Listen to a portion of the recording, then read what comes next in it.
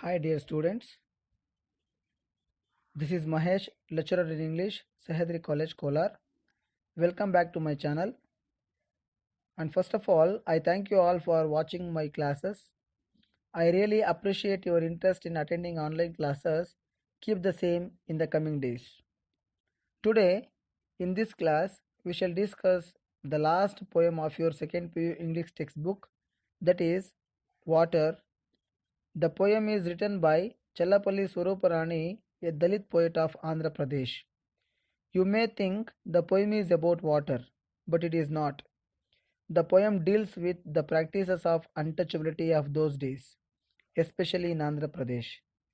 There are few incidents in the poem which are mainly connected to untouchability, and for all those incidents, water stands as witness.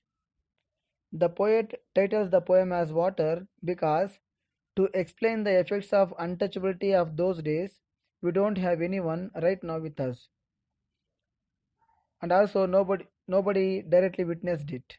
But there was water which directly witnessed the quarrels of untouchability, and now also we have water to explain it. Since water has been the witness of the practices of untouchability, the poet named it as water. In this poem, the poet stands in the place of water and explains how untouchability was practiced in those days in the name of water. Untouchability is one of the social evils which breaks the growth of any country. In our country, casteism is deeply rooted. Wherever we go and whenever we go, people treat us in the name of caste and religion. In our country, actually, there was no casteism. The people were divided or grouped in the name of their professions like Brahmana, Kshatriya, Vaishya, Shudra. Later came one more, that is Panchama. Brahmanas were the group of people who lived in agraharas and performed puja at the temple for the well-being of the society. It does not mean that they were superior. The next category of the society is Kshatriyas. These were the group of people who lived in the villages and who were very strong, and their work is to protect the people and society from enemies. The next category is Vaishyas. They are the people who carried out a trade and supplied grains from one to another. Shudras were the another group of people whose main work was to grow the grains and supply food to all the categories. Mainly they were farmers. The last category of the society which was mainly targeted to discriminate is Panchamas. The fifth category of the society, and their main work was to clean the society. As they were doing such works, they could not be clean, so people called them as dog eaters. As they were poor and had no property, they were made to slaves. The Panchamas lived in Vada, and the remaining above four categories lived in the village. And there were frequent quarrels between these village people and the Vada people, and for all those quarrels, water is the witness. So the poem is titled or named as Water. Dear students, ನಾವು ಇಂದಿನ ತರಗತಿಯಲ್ಲಿ ನಿಮ್ಮ ಪಠ್ಯಪುಸ್ತಕದ ಕೊನೆಯ ಪದ್ಯವಾದ water ಎಂಬ ಪದ್ಯಭಾಗವನ್ನು ಚರ್ಚಿಸುತ್ತಿದ್ದೇವೆ. ಈ ಒಂದು ಪದ್ಯವನ್ನು ಆಂಧ್ರ ಪ್ರದೇಶದ ದಲಿತ ಕವಿಯಾದ ಚಲ್ಲಪಲ್ಲಿ ಸ್ವರೂಪ ರಾಣಿಯವರು ಬರೆದಿರುತ್ತಾರೆ. ಈ ಪದ್ಯದ ಒಂದು ಟೈಟಲ್ ಅಥವಾ ಶೀರ್ಷಿಕೆಯನ್ನು ನೋಡಿದಾಗ ನಮಗೆ ಈ ಪದ್ಯವು ನೀರಿನ ಬಗ್ಗೆ ತಿಳಿಸುತ್ತದೆ ಎಂದು ಅನಿಸುತ್ತದೆ. ಆದರೆ ಈ ಪದ್ಯವು ನಮಗೆ ನೀರಿನ ಬಗ್ಗೆ ತಿಳಿಸುವುದಲ್ಲ, ಇದು ಅಸ್ಪೃಶ್ಯತೆಯ ಬಗ್ಗೆ ಚರ್ಚಿಸುತ್ತದೆ. ಅಸ್ಪೃಶ್ಯತೆಯು ಒಂದು ಸಾಮಾಜಿಕ ಪಿಡುಗಾಗಿದ್ದು ದೇಶದ ಅಭಿವೃದ್ಧಿಗೆ ಮಾರಕವಾಗಿದೆ.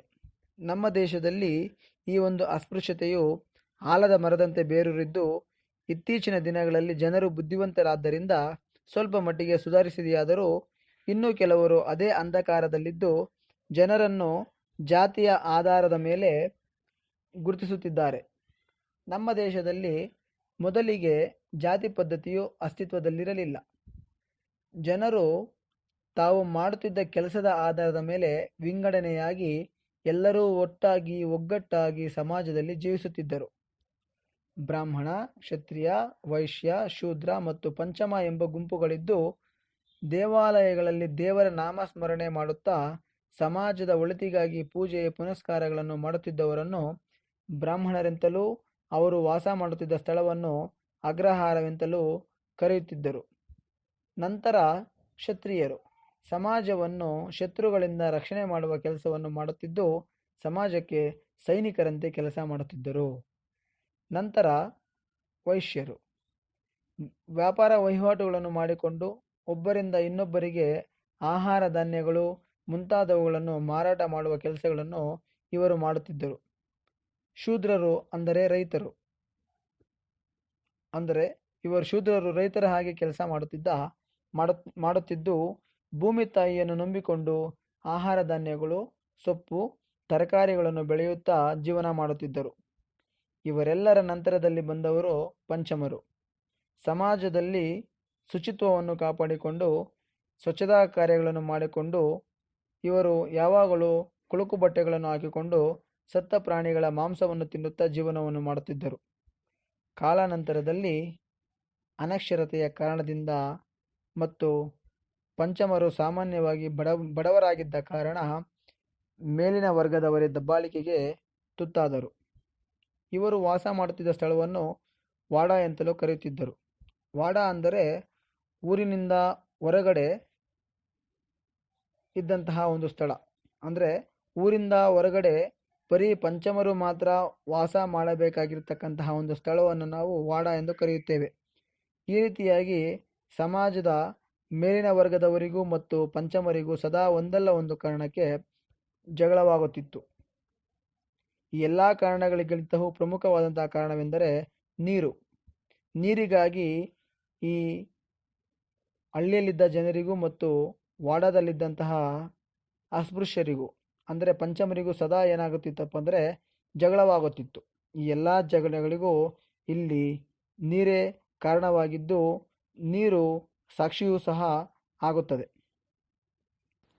ಈ ಎಲ್ಲ ಜಗಳಗಳು ಅಸ್ಪೃಶ್ಯತೆಗೆ ದಾರಿ ಮಾಡಿಕೊಟ್ಟವು.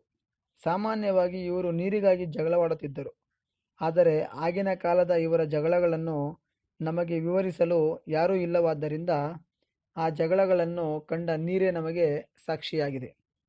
ಈ ಪದ್ಯದಲ್ಲಿ ನಮಗೆ ನೀರು ಅಸ್ಪೃಶ್ಯತೆಯು ಆ ಜಗಳಗಳಿಗೆ ಸಾಕ್ಷಿಯಾಗಿ ನಿಂತು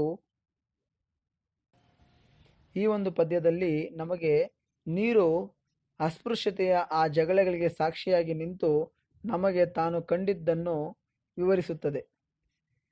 ಕವಿಯು ಈ ಒಂದು ಪದ್ಯದಲ್ಲಿ ನೀರಿನ ಸ್ಥಾನದಲ್ಲಿ ನಿಂತು ನಮಗೆ ನೀರಿಗಾಗಿ ನಡೆದ ಅಸ್ಪೃಶ್ಯತೆಯ ಆ ಜಗಳಗಳನ್ನು ವಿವರಿಸುತ್ತಾರೆ.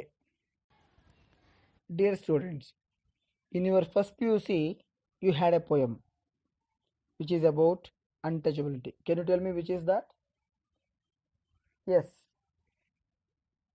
the poem name is If I Were a Tree, which is by Moodnakudu Chinnaswamy. I hope you all remember this.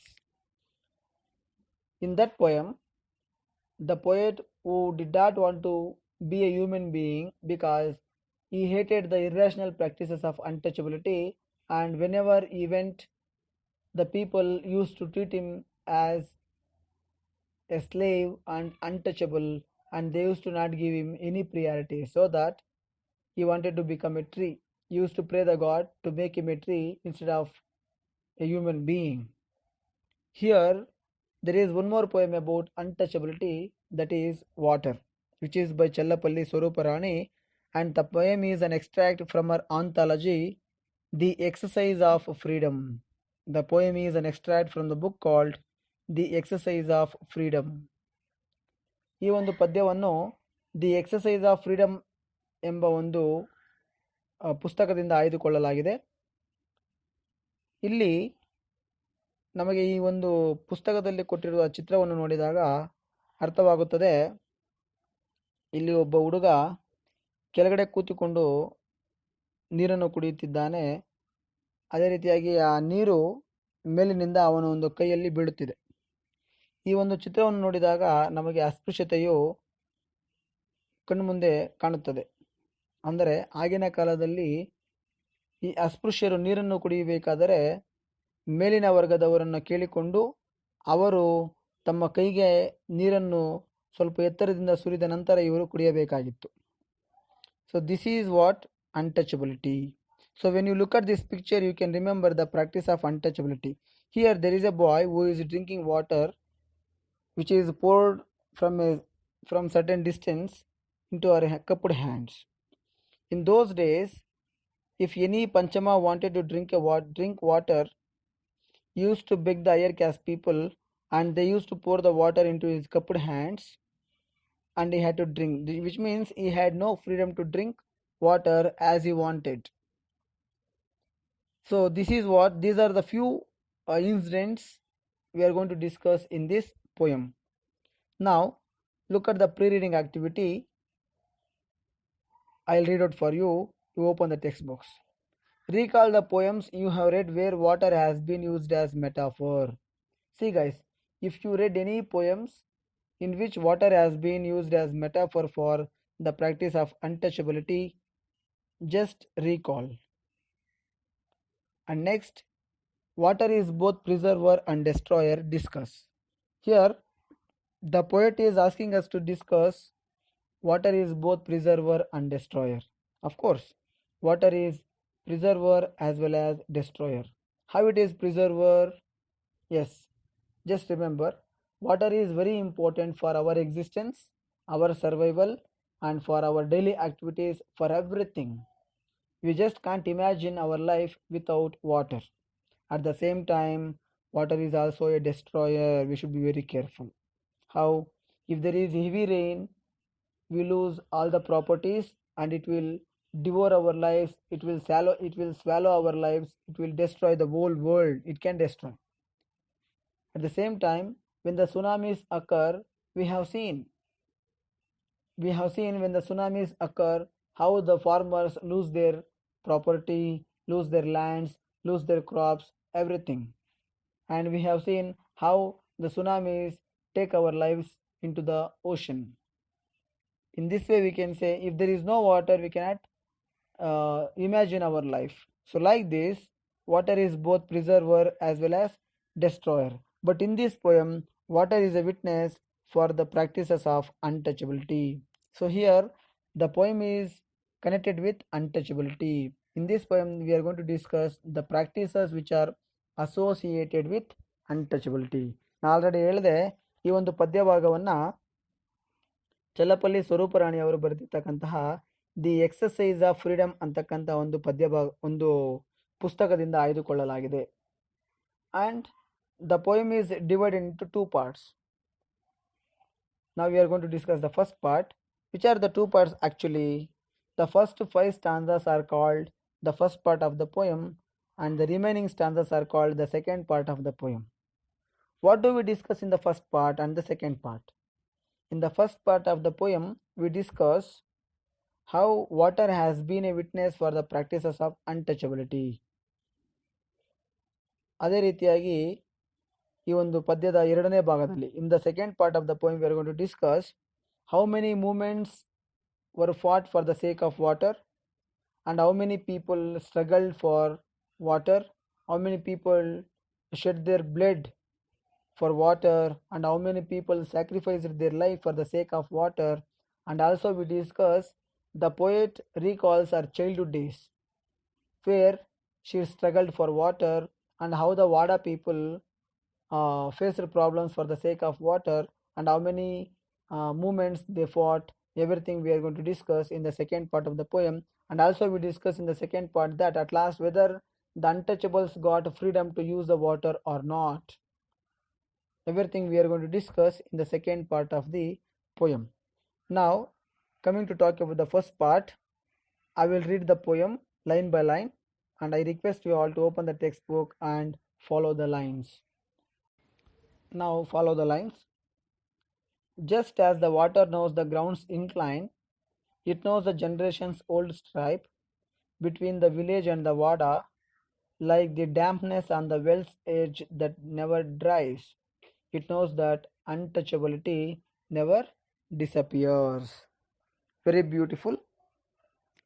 And these lines are very simple, and I will explain. You follow the lines. Here, the poet is saying, water is both omniscient and omnipresent. What is meant by omniscient and what is meant by omnipresent? The thing which knows everything, a person who knows everything is called omniscient, and the person who is present everywhere is called omnipresent. Here we can say God is omniscient and omnipresent since he knows everything and he is present everywhere. Here the poet says water is omniscient and water is omnipresent. Of course, water is present everywhere, and also water is omniscient because it knows everything. Because in those days there was water, now also we have water, and in future also there will be water, and it has been a witness for all those practices, all our practices. If the poet is saying, what does the water know? Let us see. Just as the water knows the ground's incline.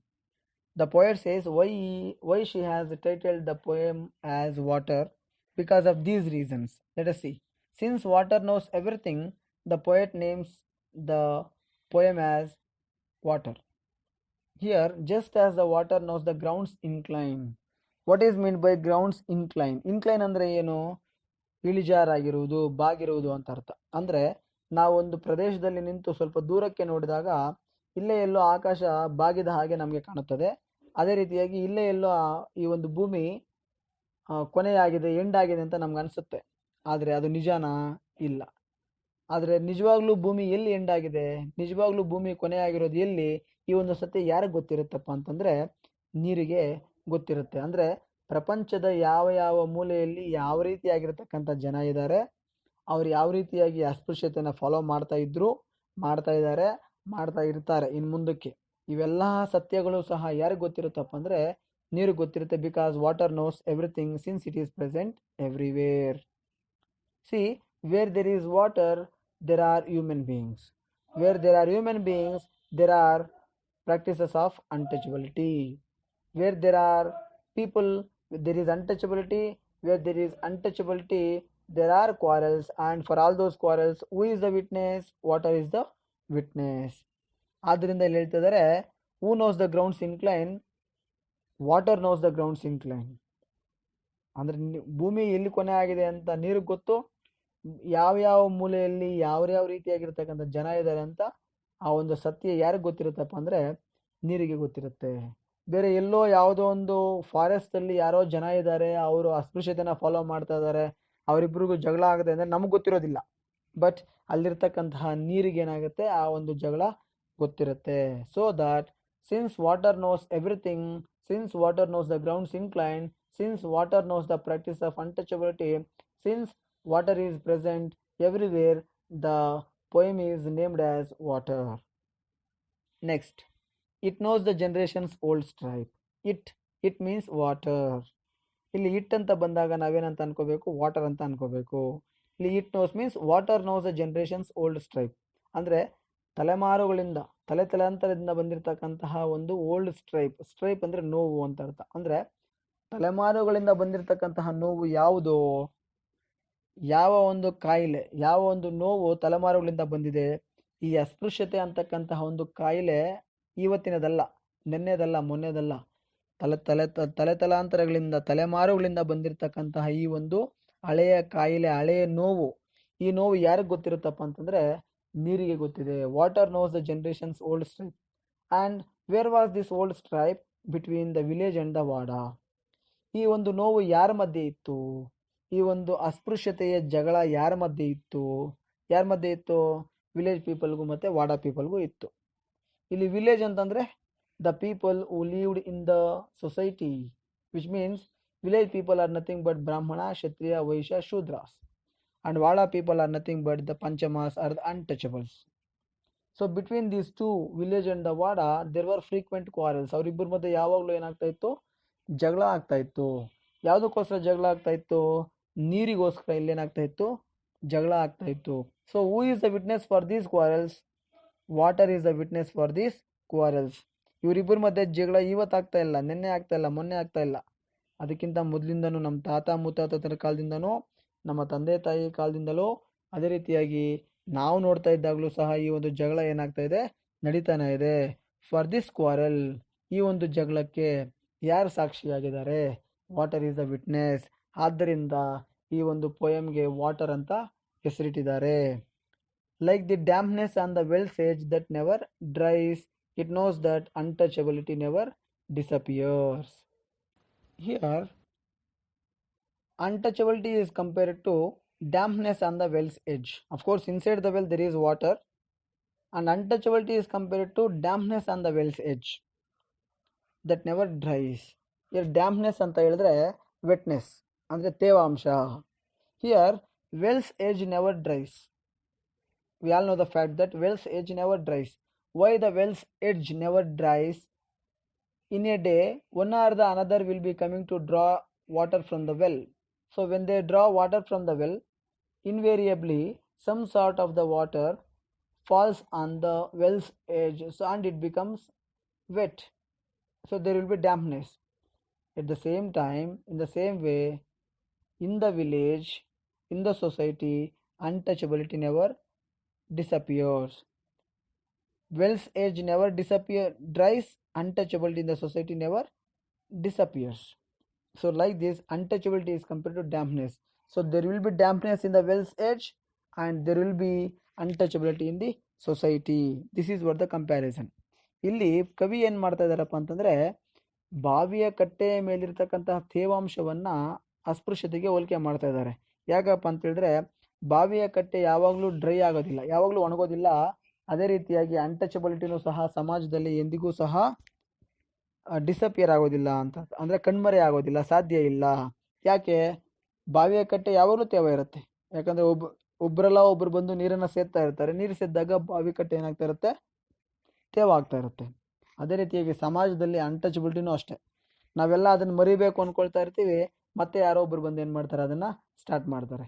ನಾವು ಮರಿಬೇಕು ಅಂದ್ಕೊಳ್ತೀವಿ, ಒಬ್ರು start ಮಾಡ್ತಾರೆ. So start ಮಾಡಿದಾಗೆಲ್ಲ ಏನಾಗ್ತಾ ಇರುತ್ತೆ, ಅದು ತೇವ ಆಗ್ತಾ ಇರುತ್ತೆ. ಅಂದರೆ ಅನ್ಟಚಬಿಲಿಟಿ ಅಂತಕ್ಕಂಥದ್ದು ಮತ್ತೆ ಏನಾಗ್ತಾ ಇರುತ್ತೆ, ಕಂಟಿನ್ಯೂ ಆಗ್ತಾ ಇರುತ್ತೆ. So like this, untouchability never disappears in the society.